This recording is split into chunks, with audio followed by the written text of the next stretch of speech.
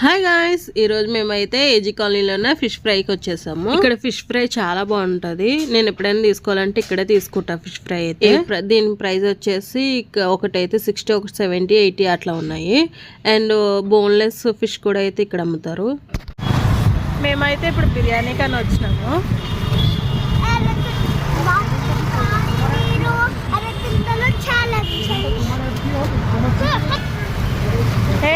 ఉందా